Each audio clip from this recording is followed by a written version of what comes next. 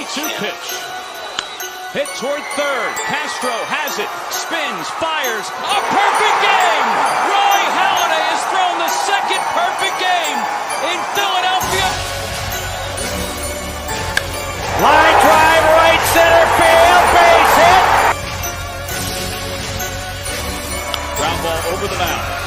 Waiting for it. Muncy, he booted it. One runner's in. Here comes Swing to throw. Save! Harper hits one in the air. Left center field. Back it goes. Harper, the swing of his life.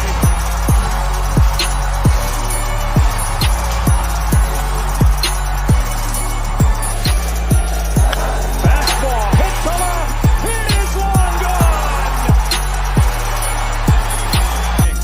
And Hamels with a 3-2 pitch. Swing and a high fly ball deep center field. Herrera back on the track and did he make the catch? He fell down and he's got. Here's the strike by Robinson.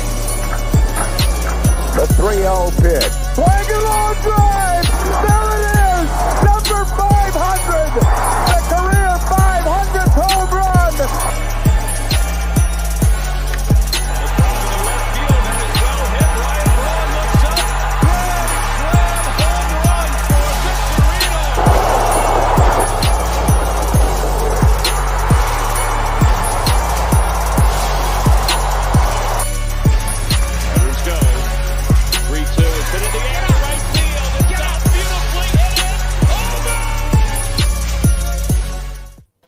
What is up, everybody? Welcome to episode 7 of the Bell Smashers podcast, brought to you by the Fired Up Sports Network.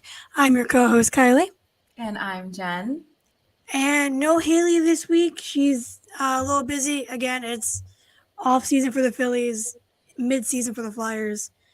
Got a lot going on. So, but just us two this week. So let's get it started. We really wanted to focus on the Nola extension this week. That's right. We hope is coming Nola extension. Yes. Absolutely hope it's coming. So we asked people on Twitter what they thought would be an ideal number in terms of years and money for him. And so we got a couple good ones. A lot of people were saying Rodon, similar to, which is what we were saying. We were saying close to Rodon, that the Rodon was like a blueprint for what Nola should get. Mm-hmm. One said $210 million for 7 years. That was by Go Birds, a fellow Phillies fans community member.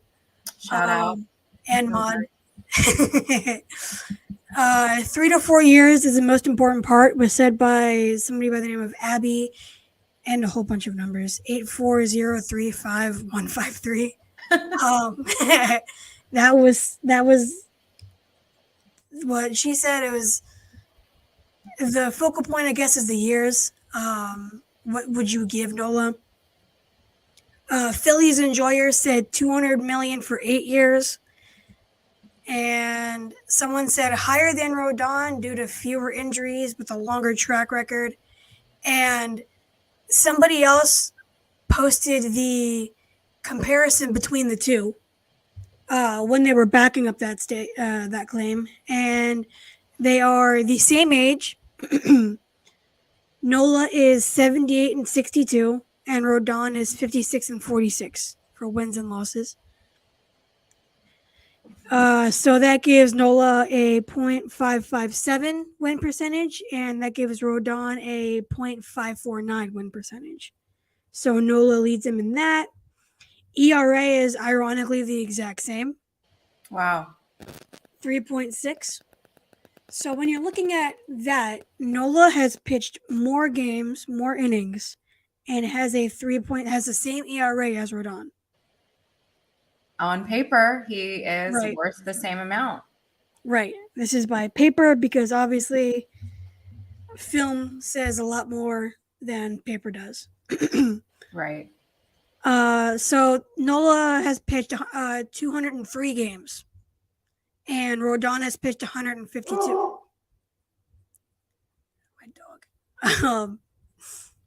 Yeah, so Rodon has pitched 152 games and Nola's 203. And so that's 1,228.1 innings for Nola to Rodon's 847.1. Wow. So, but with the more games, Nola's given up a considerable amount more home runs. Mm-hmm. His 137 to Rodon's 91. So But there's the ERA, is the same. the ERA Having played is more games, so yeah. So I would agree with the more than Rodon in terms of like what he deserves. But as a fan, I wanted to take as little money as possible. yeah. Because although there is no salary cap, I just want cheap deals. I mean, that's a good point. You don't want the front office to shell everything out just for Nola. Right. And he will get offers from other teams too. So as always, there is a lot to consider. I personally, and again, I don't remember exactly what the Rodon deal was, but Abby, who said 3 to 4 years, I would go somewhere in between these two. You know, some of our folks were saying 7 to 8 years, and some of ours were saying 3 to 4. Yeah. If you're talking about less money, clearly less years would be less money. So maybe we could get like a very sweet 5-year deal or something. Somewhere in the middle is definitely ideal because, I mean, how old is Nola? He's 29. I looked it up 29. earlier. His birthday the day before my birthday. Oh, that's awesome. I know. Gemini. He's a Gemini. Right. We get a bad rap, but we are good people. Right. So he's 29. 3-year deal puts him at 32. Or would it be 33? Because 32, 33. And so that could possibly leave him for another big deal because pitchers last a while. And somebody said, I wish I had it. Somebody said he doesn't shell his pitches. He doesn't, have too high velocity. So the length of his arm is going to be longer than what one would expect because he doesn't throw as hard. That's a great point. So when you put that in mind, I wouldn't go 3 to 4 years. I would definitely go more because what Nola did down the stretch was not very Nola-like toward the typical stretch that he's usually had the past few years. So hopefully, this whole season seemed to be a turn for the Phillies as a whole. So Nola's Nola. He is fantastic in general. He had some notable struggles in September the past few years. And in the World Series, he was not great. But I wouldn't have any issue with giving him a 5 to 6 year deal at least. Same here. You see the length that pitchers are pitching and how, Verlander's about to be 40. I think he's already 40. And he just signed a 1 or 2 year deal. Mm-hmm. And Scherzer is ancient as well, and he signed a massive 3-year deal. I think he's also pushing 40. He is also pushing 40. but I forget his exact age. I know Verlander is 39 or 40. But you see those pitchers who are obviously Hall of Fame, generational, special, not human type pitchers. Yeah. But I don't see why Nola can't pitch when he's 37, 38 at a decently high level. I don't either. I think it's absolutely possible and likely. I think it's likely too. And I mean, this dude has finished in top 10 in Cy Young voting consistently. Which is a huge accomplishment and testament to him too.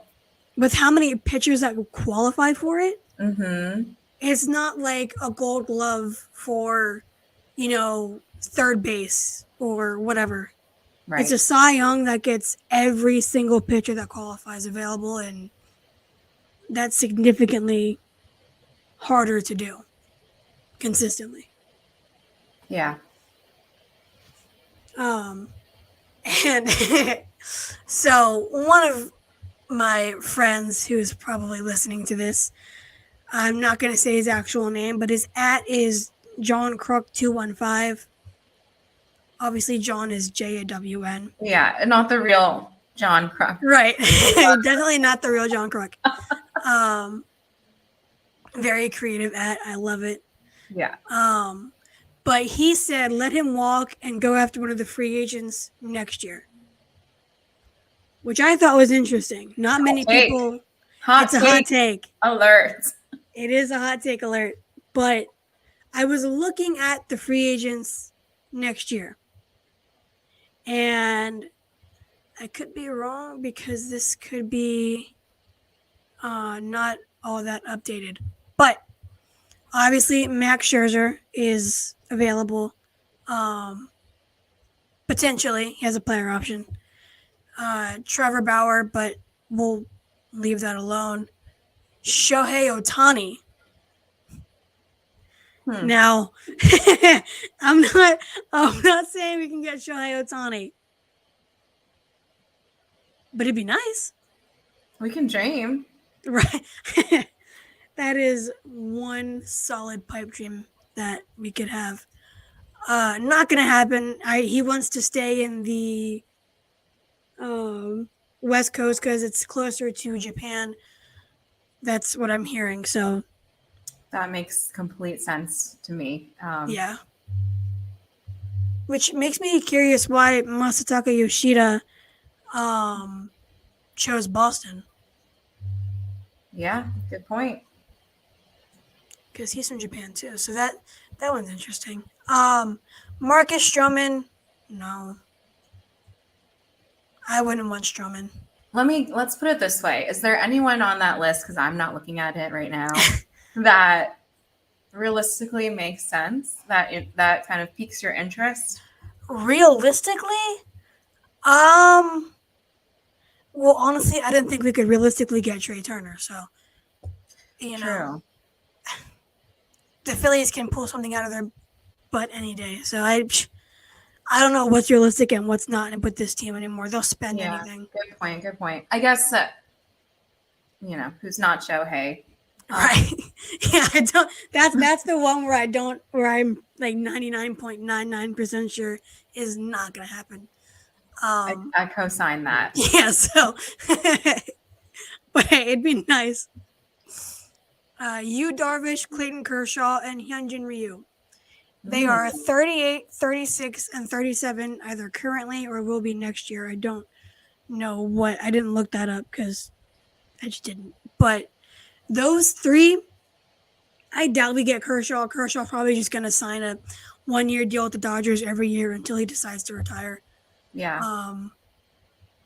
But Yu Darvish or Hyunjin Ryu, I would absolutely love. I loved Hyunjin Ryu when he was a free agent from the Dodgers, and I wanted him. I'd take him. Yeah, I have loved that guy. Another one is, where was it? Julio Urias from the Dodgers. Okay.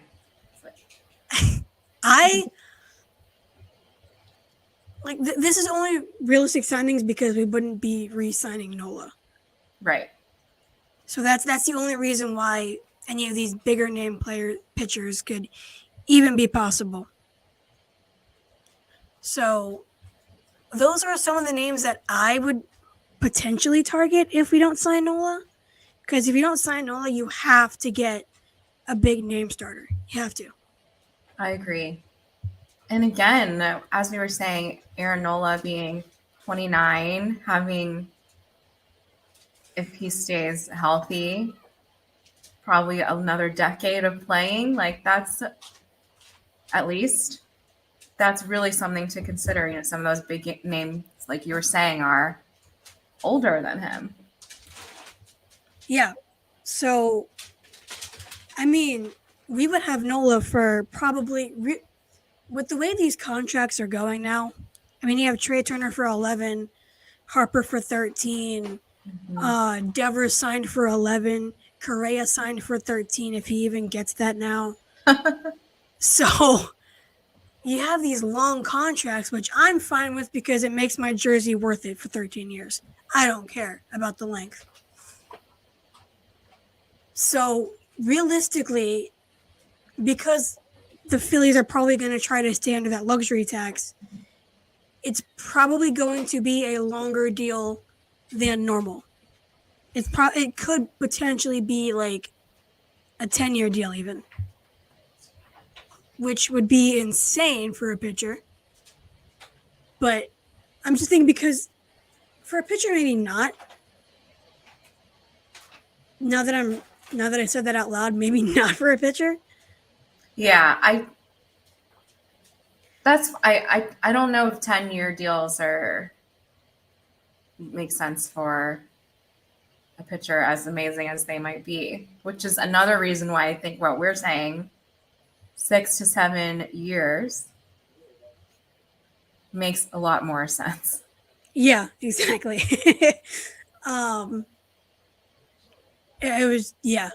was just thinking because lately the contracts have been long, but then I realized they were position players, and when I said it out loud, it sounded weird. Hey, you never know. Yeah, sure, you never know. Let Dave cook. Yeah, let Dave cook. Say it's practically our motto of this podcast. Yeah, I mean it has to be at this point because it works when you let him cook. It works. And speaking of that, that's a perfect segue into us. Right, thank you. That's a perfect segue into us discussing the Craig Kimbrel signing. Yeah. So it's 1 year, $10 million. Mm-hmm. When I first got the tweet notification that we signed him, I lost my mind. Like you were mad? No, I was hyped. Oh, okay. I was gonna say there's two ways you can lose your mind. That's true. No, especially me. I was ecstatic about this. It's $10 million, which at first I was like, that is a lot of money for somebody who might not be good at all this year. But so many people were like, no, it's only 10 million at this point. They can cut them, they can do whatever. So that's true. I like it. I like the signing. I like the one. I personally like when a pitcher, for example, takes the 1 year deal. You know, it's them betting on themselves, being like, I can prove that I will be solid for you. Yes. And next year, after I've performed and shown my worth, then we can talk extension. So yeah, I really like that, and obviously hope that it works out for us. It's weird. I have this strange faith in our pitching development now. Yeah. Like Syndergaard, I have no complaints about Syndergaard at all. People were complaining about him allowing a lot of hits. who cares about the hits if you're getting them out? If they don't turn into runs, who cares? And it's up to your offense too to score runs, so that Yes. those hits don't matter also. So wait, you mean to tell me we need to score to win too? You know, some people don't treat it that way, but This is news to me. This game's offense, Breaking news. defense, and pitching. It's breaking news to me. I never thought of that. There is actually something that I saw regarding this signing, and it made me have even more faith and excitement in this signing. It says, I'm going to give the entire thing because it's great. They can convince the right-hander that they have biomechanics to help him regain the delivery he searched for all last season. That they have the proper formula for game planning that will optimize how he is used, and it will not always be as the closer. That's the key part. And that they can do all of this and not be accused of leaning too heavily on the data because they have achieved better messaging. Wow, there is so much to unpack in that. Right. And then Kimbrel said, I liked what the Phillies had to offer, which, whatever. But this takes me back to what I heard with Wheeler. Wheeler came to Philadelphia because of how we looked at, and this, again, when I said with the Taiwan Walker signing, when Wheeler came to Philly, he mentioned specifically they look at the stats and they look at, all these other things regarding, all the stats, and look what Wheeler's done. He's a clear-cut number one ace. Absolutely.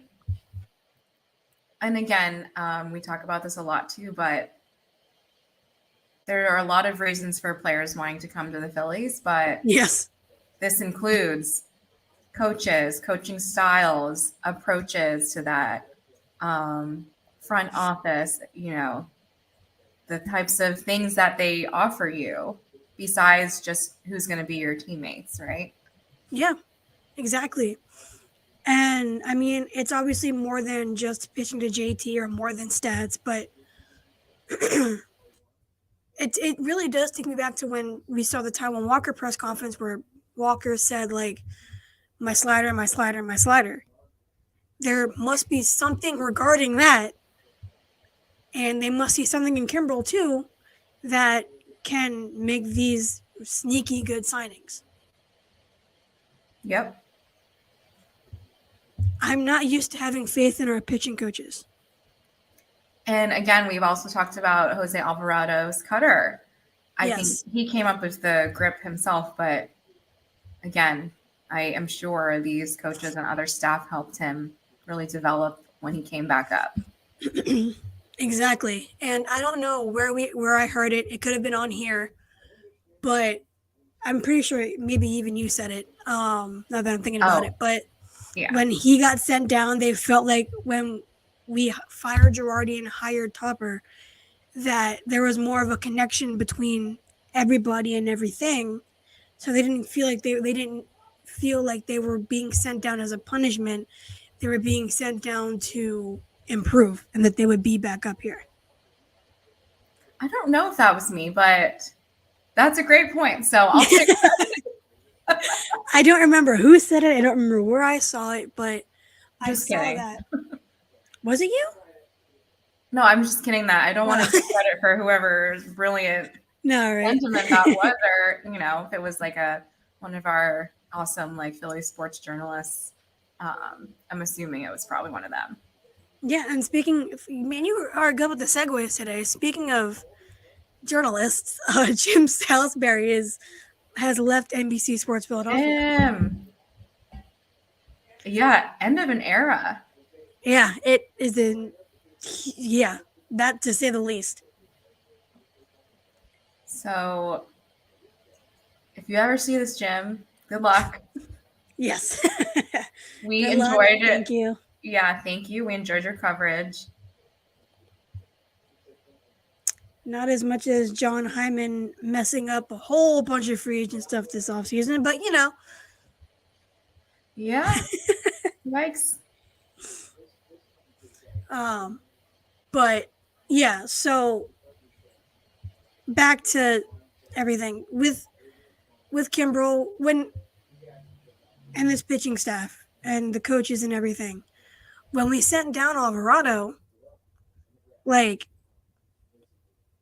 for those who may or may not remember or who are just watching the Phillies now, when Alvarado was sent down, before that, his control was out of, Not there. it was not there. He was either like really good or just off. And when he was off, he was off. Reminded me of Hector Neris a little bit. Mm-hmm. And he just had no control whatsoever. And then when he came back up, he was a beast. Such a beast. Like, and the Ranger Suarez. Love it. He's another pitcher that needs to be credited by the pitching coaches that we have. He was an okay reliever, closer. He was okay. Mm-hmm. And then they put him in the starting role, and he just blew up. So, when we get shaky pitchers like Kimbrel and Taijuan Walker, it doesn't scare me anymore. And like Knebel, he was okay, and he got hurt. So we don't really know what could have been with him. Maybe we even re-sign him. I don't know. He's still a free agent. But we also could be done spending, so I don't know. Yeah. The Phillies have been quiet. So that either means more is coming or they're done. Yeah. Well, you never know with Dombrowski. Exactly, which is why, we just, again, hope for the best. Yeah, exactly. And another thing we wanted to go over this week was the yearbook. It was released after we recorded the episode last week and before the episode went live. So we didn't react to it immediately. And which is good because it gave us time to both rewatch it and give actual opinions on it. Yeah. I've only watched it once because that's all I could handle emotionally. Just once? So far. I obviously will watch it multiple times. It was awesome. Like, it was very, and I cried. It was overwhelming emotionally. Go ahead. No, go ahead. I was just going to say, and then you can make your point, that it was just a reminder of, again, for those of you who were not watching in the first half of the season, especially the first 3 or 4 months, there were so many ups and downs, mostly downs. Yeah. I just never imagined that team at the beginning would be in the World Series. Right. And to that point, before I talk about what I thought about it, was when we went to the World Series and we were all happy about it. There were, of course, Mets fans and Braves fans just being Mets and Braves fans and saying, you have one of the higher payrolls. You're supposed to be contenders with all that money being spent. And let me remind you guys that a lot of that money went toward Didi Gregorius, Jeurys Familia, and who else did we cut? Odubel Herrera. I mean, I don't think that much money went to him, but he was one of them that was cut. Too much money regardless. He swung at a pitch that went where the ball went between his legs. Again, if you weren't there for that. Those are dark, dark days. And that too, because the the team that everyone was watching during the playoffs was not the same team. You know, No, literally, it wasn't. A few different players. And you can tell that who did and didn't watch the Phillies for most of the season because they did not see the improvement that this team made, not just from Girardi to Topper, but during Topper's entire first year, I guess, his interim year. The whole they just improved the entire time, and a 3-0 game in the second inning was not a game you would turn off anymore. Yeah. When it used to be. Right. But with the yearbook video, I swear my mind just keeps jumping. No, that's okay. But with the yearbook video, at first I was like, this is a great video. I love it so much. And then I saw other people's reactions to it, and they brought up some good points. Oh, please share. So it wasn't, and more thinking about it, it wasn't as emotional as I thought it was going to be. I thought it would have more dancing on my own. I thought it would actually have dancing on my own in the video. Maybe they couldn't do that because of copyright issues. I was going to say, it was likely. I'm sure they tried. Yeah, so that wasn't a disappointing part. That one, that's fine, especially because I would have cried no matter what. Just a side note, I've learned through one of the podcasts I listen to, like sometimes it costs like up to $100,000 to use a song, depending on what the song is. Whoa! So I doubt that song would cost that much, but again, they were making a video yearbook, so they probably didn't have that in the budget. Yeah. And I give you one thing if it wasn't a yearbook video, but it's just a yearbook video, so I don't think they'd spend that much money on it at all. Exactly. But they said it felt more like a highlight reel kind of thing, and there weren't locker room moments or stuff like that. And they said this team feels more private or whatever, which people complained about the privacy part, and I'm fine with that. Look, someone's got to defend the players. I mean, I don't know. I just have other MLB teams shown that in their yearbook videos. Like I don't even know if they do yearbook videos. Exactly. Well, okay. And I saw some of those. I saw one person comparing it, for example, like the Philadelphia Eagles. They like to show, let's say they win and they're all in the locker room. The team is there filming Sirianni's speech, Jalen Hurts' victory speech, who gets the game ball, things like that. They show that. A lot of the players go live in the locker room when they're like all dancing together. So I understand those comparisons, but as fans, like we don't have a right to like see all that stuff just because we're fans of them. Right, exactly. And I mean, somebody brought up the point that we got to see them be weird and hysterical and just show their personalities in the postseason with the camera seeing them celebrate, and Castellanos dancing to "I'm Me" by Lil Wayne shirtless. Which was a highlight, by the way. We have exactly. As a female podcast, that was hot. It was great. But it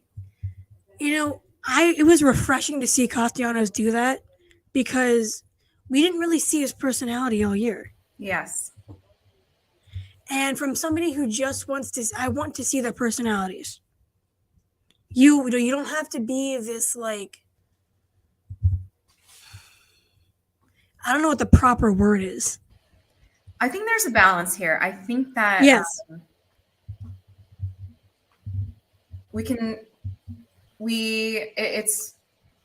It's it's right to want to see more of their personalities, and I think they can show more of this. You know, an example is like Bryson Stott pouring water on each guy as he's giving his post-game interview. You know, things like that. They have opportunities to show us their bond and their personality. You can't expect them to be clowning around in the dugout during the game, because that's not what they're there to do. And again, so we can want more of that from them without being like, why aren't you going live after every game and you're in the locker room and showing us, you know, why aren't the Phillies filming them and putting it in the yearbook? Yeah. And as someone who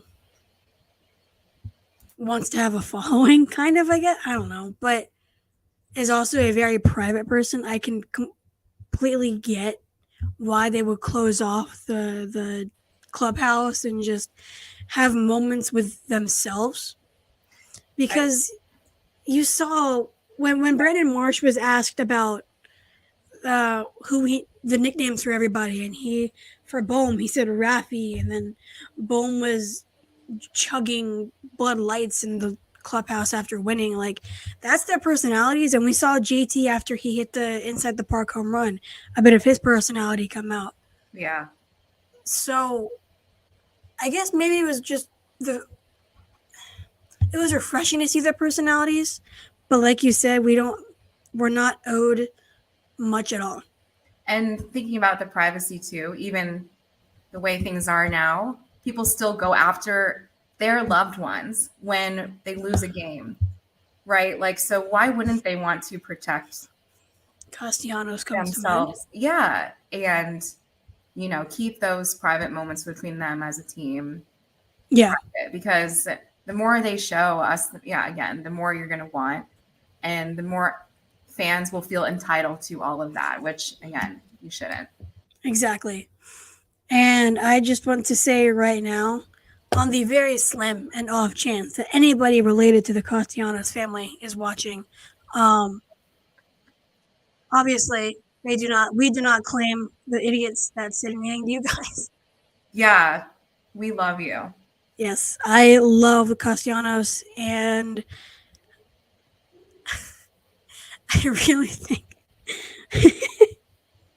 my mom just said, "Oh yes, we do," because she was listening. But I can guarantee he's going to have a bounce back year. Same.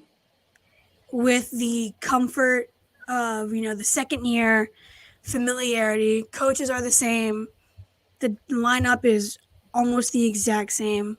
We're not going to have full spring training. No, he's had time to heal his injuries.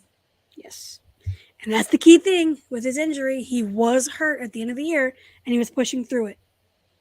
That, and people forget about him being hit in the hand/wrist area. Exactly. I actually forgot about that. You kind of need that to hit well. Right. Exactly. So credit to him for pushing through it. He did contribute to the postseason. He had some hits, some runs. Some catches. Exactly. Like one highlight reel catch in every game one. Yeah. So, yeah, I can't really complain about Castellanos much at all. Same. Like, I've enjoyed him. Stott's second year is going to be great. Can't wait to see him with second base. I think he did better at second than he did short defensively. Not just throwing from second to first, but like just grabbing the ball in general in the field. Thought he did better. I'm so excited to see that infield together. Yes. It's a very lovable infield. I feel like when I was watching the Trey Turner press conference, I saw a bit of for lack of a better word, a silly dude who's just who just so happens to be good at baseball. A very wholesome, down-to-earth kind of guy that could probably show his personality. Maybe. Sounds like a lot of our guys that we have. Yeah. So, and I mean, Taiwan Walker too. Mets fans, the non-toxic ones were saying like he's a great guy. You guys are gonna love him and all that. So, I think he's the guy we need in the clubhouse. I do too. I think that's why they got him. And we have. Oh, go ahead. I agree, and that was the main reason that we got Schwarber too. Like it, and you see the difference that makes. So it's exciting. Exactly, and I mean we have a streaky history with former Mets players. Very streaky. Familia was Familia, but I mean Wheeler. Yeah, I can't complain about Wheeler. Like he's the best signing. Yeah, he's the best. 0 complaints. Yeah. And I've said this before, but when we first signed him, I was talking to my mom and she was like, "What do you think of this?" And I was like, "It's a lot of money right now, but his ERA is like going lower a lot every year, so it could be a good deal." And wow, was that a good take. Mm-hmm. So I patted myself on the back for that one. You should.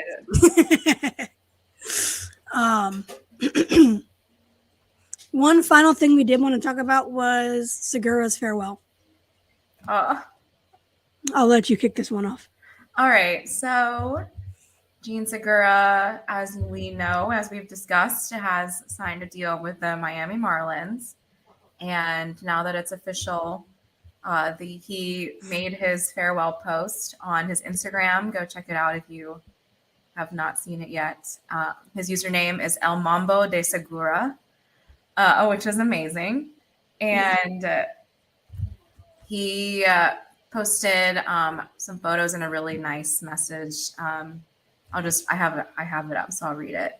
Thank you, Philadelphia, to the organization and especially to the fans for the support for 4 years. You will always have a place in my heart. Thank you for living with me, the dream of being in a postseason and reaching a World Series. God bless you. Thanks to the Marlins for the opportunity. Let's go to the Mambo. Which is amazing. That's so Jean Segura. It really is Jean Segura. He deserves a longer and more money contract and on a better team. By the way, for future episodes, if anybody, to all those who are watching right now, if you ever see me in a jersey that is not Phillies, it will be a Segura Marlins jersey. I don't care. He, without taking away Bryce Harper's what he did in the postseason this year and just in general, he is the most clutch player on the Phillies. He was. Mm-hmm. And even before this postseason appearance, there was a strong candidacy for him being the most clutch player on the team with Harper. Mm-hmm. I mean, Harper obviously is Harper, and he's had walk-off grand slam against the Cubs, walk-off double against the Dodgers, and he's obviously extremely clutch. But Gene is also right up there. Yeah. I'm pretty sure he's had more walk-offs than Harper has, if I remember correctly. And he's just stupidly underrated. Absolutely agreed. So we hope he does well with the Marlins, but not enough to like always be beating the Phillies. Yeah, exactly. And he's just gonna be another Phillies killer. Like, yeah, we know it's inevitable. I mean, he's gonna take it personally, and he's just gonna demolish us. But that's okay. It's Segura. We love him. Yeah, we love him. We'll always love him. Always have some vanilla ice cream for you, Gene, in Philly. We know you love that. I forgot about that. Yeah. Some of his teammates were commenting under his post. I know. There were 3 in particular. Stott, of course. said, "See you around, hermano," with a sad face. Yeah, I almost cried at that one. Yeah, I did.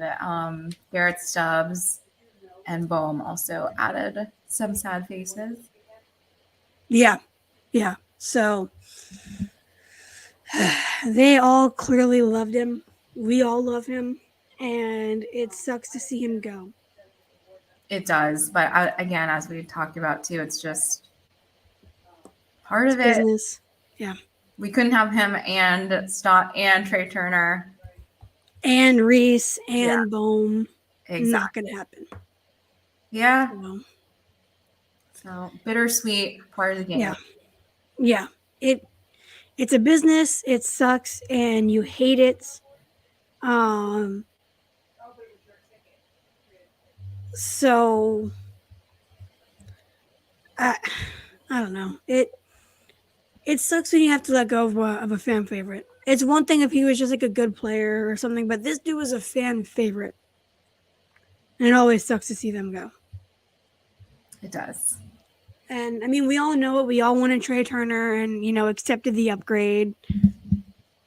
But it doesn't hurt any less. Exactly. Very well said. It doesn't. But, it's hopefully it's good for us. I think it will be. Yeah. I have a good feeling. I saw a Jeff Passan tweet and okay. So nothing Phillies related, so it's fine. But yeah, so it's gonna be an interesting season, and just us doing this every week makes me more excited. Me too. And every week it's getting closer and closer. Yes, it is, and I